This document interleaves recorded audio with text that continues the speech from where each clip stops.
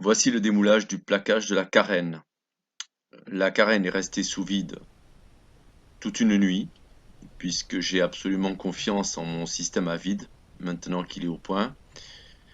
Elle est restée donc à plus de 20 degrés durant toute une nuit sous vide, à un peu moins de 0,3 bar.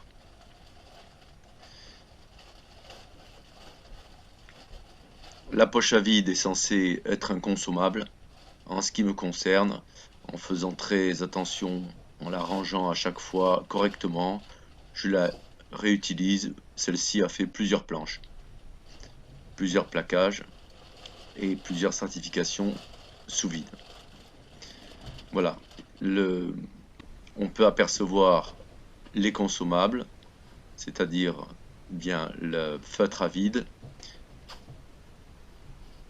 Dans le médaillon, je vous montre la même opération sur la Free Race. Et dans l'écran total, vous avez l'opération sur la Wave.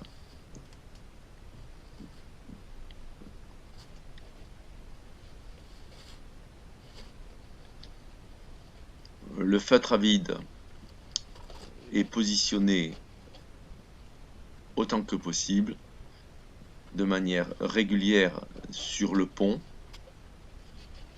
de manière à ne pas créer de surépaisseur, ce qui modifierait évidemment la courbe du scoop sur la contreforme qui est en dessous. J'essaie autant que possible de ne pas faire retourner ce feutre sur le pont, de manière à ce qu'il n'y ait que l'épaisseur de la poche à vide entre donc le pont et la contreforme pour maintenir le scoop. Les feutres à vide sont aussi réutilisables si on met la bonne quantité de résine.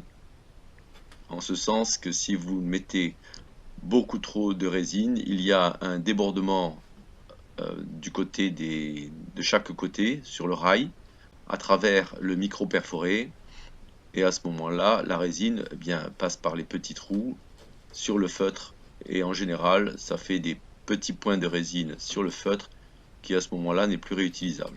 Voilà, donc bien calculer les quantités de résine. Je vous mettrai donc, comme je l'ai déjà dit, un tableau avec ce que j'utilise comme quantité de résine pour pour faire un mouillage optimal de l'érex et du tissu. Voilà le micro perforé qui lui est jetable. Voici le contrôle. Donc là, j'ai légèrement débordé avec mon mélange sur le rail et il faudra que je le reprenne. Voilà. Ici, vous avez vu que le shape est au contact de la contreforme, ce qui veut dire qu'il n'a pas bougé. Dans cette opération de contrôle, le plus important avant de faire ce que vous voyez sur l'écran, c'est de contrôler le vrillage du shape.